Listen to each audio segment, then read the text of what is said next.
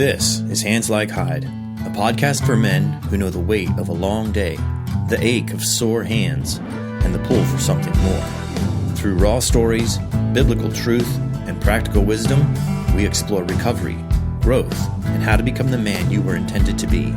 Because every job teaches, and every story has the power to transform you and everyone you lead. Let's get to work. This is the Hands Like Hide podcast, and I'm your host, Charlie Pfeiffer. So let me set it up for you. I've been working on replacing the frame rails in a triaxle dump truck at work, and if you're not familiar with how that process works, it's kind of sketchy at times because you got to block up transmission, engine, cab, pull the rear axles out from under it, disconnect the front leaf springs and the front axles. And you just, you're at a very deep level rebuilding this vehicle. Obviously, since it's a dump truck, we take the dump bed off and the hoist cylinder and all the hydraulics, and it's a mess. It's a mess. But the exciting part is after you've done the hard work of like marking the frame and, building some templates and you get everything blocked up, is when you come to the unbolt phase. For me, anyway, I think it's exciting because you've done all this work and now you can really start tearing apart like the bones of this truck. And so most all the bolts are 5/8 bolts. It's a 15/16 socket and wrench that you're just going in there and you're just, destroying yourself trying to get some of these bolts tight. Yeah, we use a torch as needed, but most of the time we just try to loosen things up. So we're here. I got my 1/2-inch gun. I got my wrench, and I'm ready to go to town with everything. And my gun quit working. I put it on this bolt, give it the ugga duggas, as we like to say, and it would stop. It would just blow air. And I'd shake it, and I'd undo it, and I'd make the direction go the other way, and boom, and then I go back on the bolt, and it wouldn't work. I'm like, you've got to be kidding me. We do all this work, and I promised the boss that, like, hey, yeah, we're going to start tearing this truck apart. We'll have it, we're going to make some headway today. There's my gun, not working. Like, you've got to be kidding me. So I unplug it from the airline, and I head over to my toolbox, and I set it up on the workbench and rummage through my tools, and I get out the Torx, the T25 little socket to start pulling these 4 screws out of the back of it to begin dismantling and tearing apart this air gun. And there's 2 halves. You take 4 screws out and you pop the 2 halves apart, and there's the anvils in there and all the valving and everything to make it do what it does best. And it is plumb full of grease and grime and dirt and it was packed full of years and years and years of use and abuse in the shop that nothing worked anymore. Nothing spun free. The anvils weren't clacking back and forth like they should. And all right, let's do it, right? So I got a bunch of rags and some brake parts cleaner, and I just start taking this whole thing apart, wiping every piece down, inspecting them, looking for cracks, breaks, anything like that. And thankfully, nothing was broken. It's just full of dirt and abuse. Awesome. Well, maybe this is going to take as long as I thought it was going to take. So we're going back together with it. Fresh grease, fresh oil. I got 4 screws to put in. And I can't get them to line up. For the life of me, I can't get the 2 halves of this gun to go together and put the 4 screws in there and tighten them down with my little 1/4-inch ratchet so I can get back to work. I could not get them to thread in. And I'm like, you got to be kidding me. Like, I can do frame rails in a truck. I can rebuild an engine. I diagnose issues all the time. Why can I not get this very simply built 1/2-inch air gun and 4 screws back together? So I was already dealing with anxiety and just the stress and energy of knowing that I've got this truck blocked up with a jack and some blocks of wood, and like people are there waiting to help. So I took a deep breath and I slowed down and pulled the 4 screws back out, pulled the gun back apart, and went through this process of disassembling this gun all over again to figure out what was going on. It was really frustrating, to say the least. Well, the point is, I didn't put it back together correctly. Simple fact is that I was in a rush, was in a hurry. I was just trying to get this gun put back together so I could get back to work, just get this part over with so I can go back to doing that. And I didn't do it right. And I had to spend a lot more time to put it back together. Right in the center of this gun is a little red gasket ring thing that only goes in. Well, it looked like it could go in any way you want it, but there was just minor differences in the alignment of the holes for the screws to go through. And if it wasn't sitting there and oriented just right, then the screws wouldn't go right in there. And that's what I'd done. I had put that little gasket in there incorrectly, that little seal. Lo and behold, I changed it and screws went in just right. Perfect. Perfect. The gun worked beautiful, and I was able to get right back to work. Then I had this really big insight. Man, is that just like recovery? That is just like recovery. I've seen this many different times in groups and in talking with people. They get into recovery, they get into groups when something in their life stops working.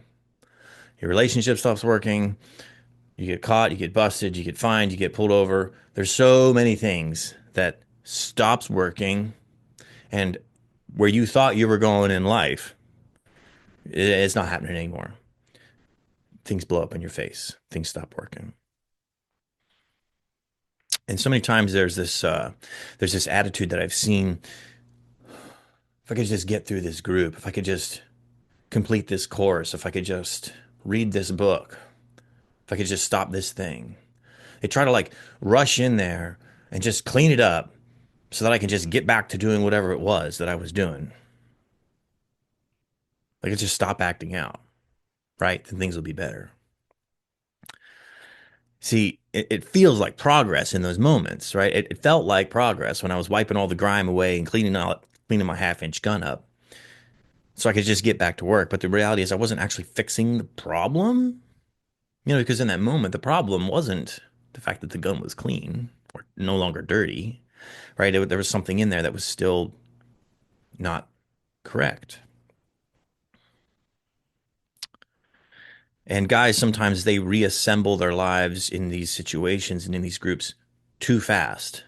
They reassemble too fast and they skip the full rebuild, right? They skip the detail. They skip slowing down.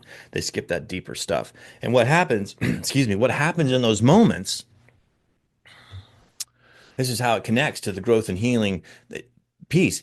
They transfer addictions. This is how it works out. They transfer addictions.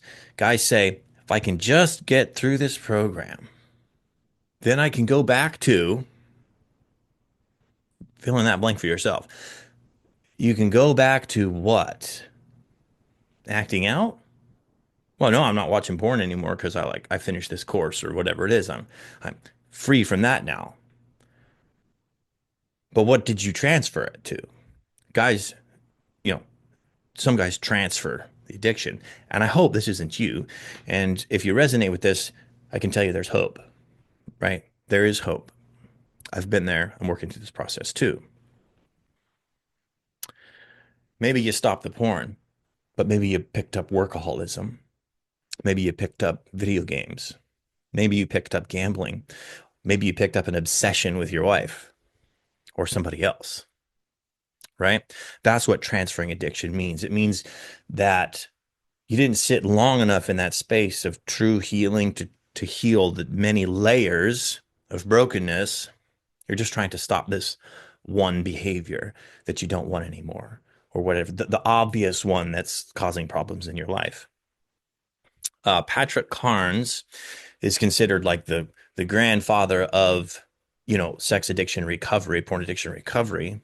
I don't know if he started like in the 70s or 80s, but a long time ago, he's written quite a lot of research on this stuff, and he outlined in his book, Facing the Shadows, that there's four types of addictions.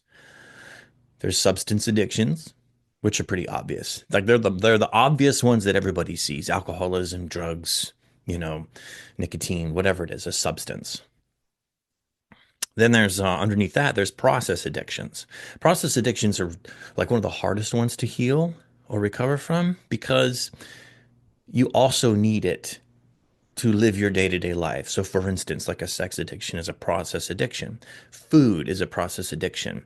Um, you know, every time if you have a food addiction, every time you sit down to eat a meal could be a potential issue for you, right? That's why it's considered like a process addiction. If you have a sex addiction, then every time you're with your spouse, that could potentially be an issue for you.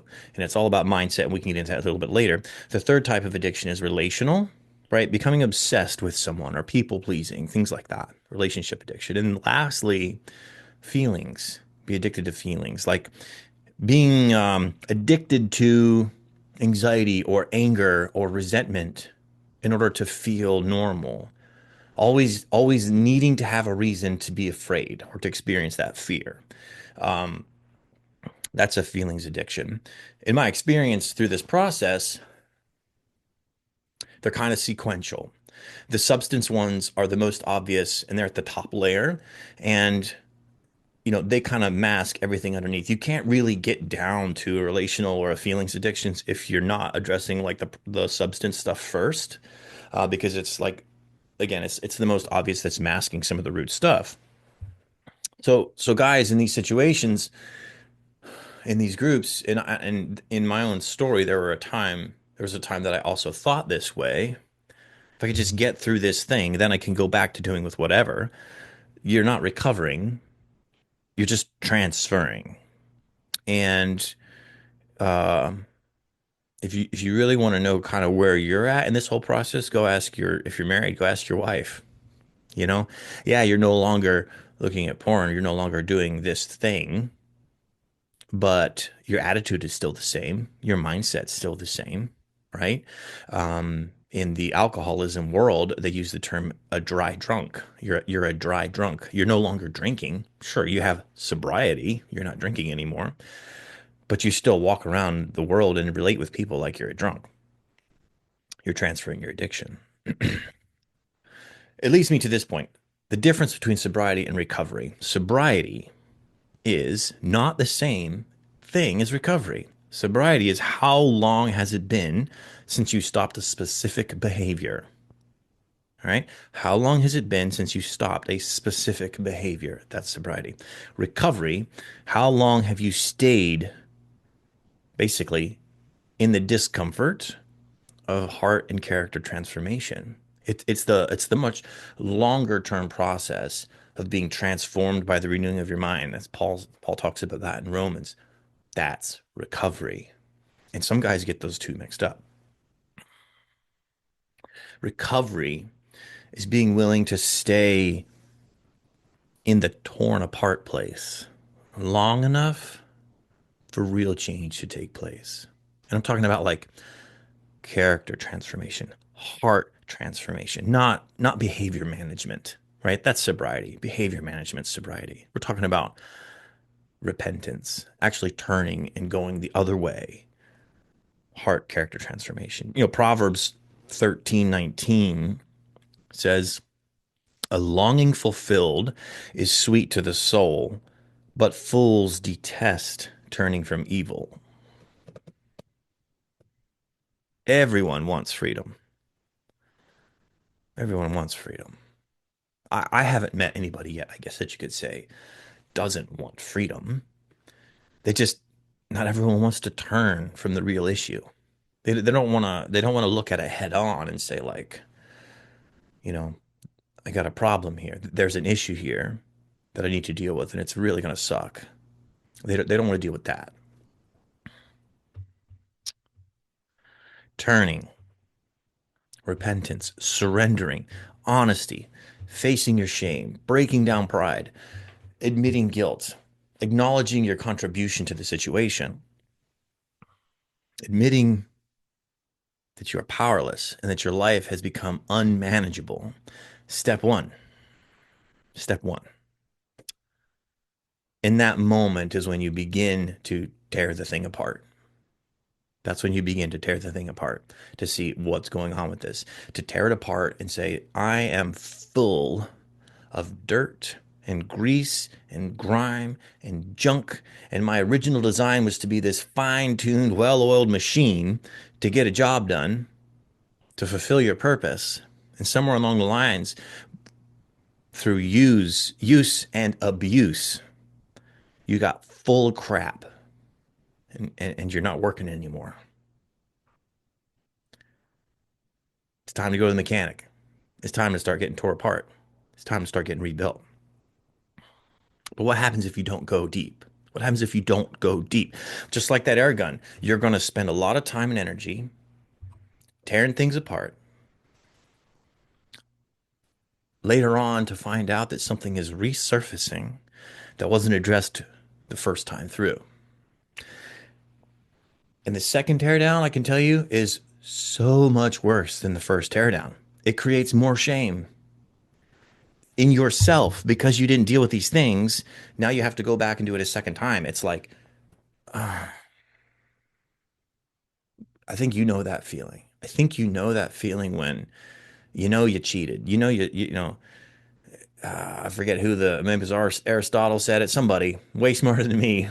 Shortcuts lead to long delays, right? You know you made the shortcut when you shouldn't have. You trimmed here and you trimmed a little there. You didn't really do the work. You just kind of like surface level skated through it, you know, um, and it came back to bite you. You know what that feels like. More pain, pain that comes from the realization that yet again you have broken trust in a relationship because you weren't thorough. You didn't put forth 100% of the effort and time and energy and focus needed to heal the underlying issues that are really driving the painful, hurtful behaviors.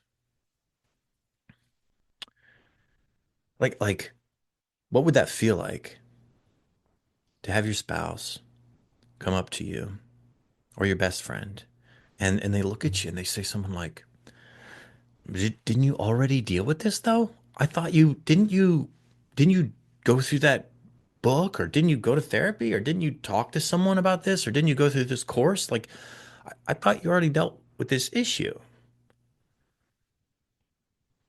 And in that moment, you have a choice to make. That's where honesty really hits. It damages trust with others and trust with yourself in those moments. I'm here to tell you that there's a better way. Don't rush the process. Don't be the guy who says, "Yeah, but I didn't do it thoroughly." Don't be the guy who says, "If I could just get this over with, then I can go back to doing what addiction next?" Go back to doing what? Transferring it. Don't be that guy. Don't just get clean, right? I hear this a lot in this circle. Guys say, "Yeah, man, my clean time is 6 months. My clean time is 5 years." No. If you're counting clean time, then you're counting sobriety. No, we don't want to get clean. We want to get healed. We want to get healed, and healed takes a lot longer. It takes that that intention and that focus and that willingness to sit in that place again of being tore apart, of being exposed, of having your insides revealed, that vulnerability to that safe community, to those safe people to help dig through the muck with you and polish up the pieces and put it back together. That's healing. So I want to tell you this. What about you? What part of your life is still carrying hidden grime, right? That still needs the mechanic to get in there and pull the bolts apart and take you to pieces and grab the rags and grab the brake parts cleaner and go to work and go to work. Where's that at in you? Are you willing to let God in that space to help you tear the whole thing apart? Are you willing to let Him guide you to people to work with you through that process? Remember, clean isn't fixed, right? Clean isn't fixed. You're not alone in this. You're not alone in this. I've been in this with you. Reach out to me if you want to talk. Reach out to your buddies. There's lots of resources out there to kind of help you get through this. Remember, this is Hands Like Hide. We're in this together. Until next time.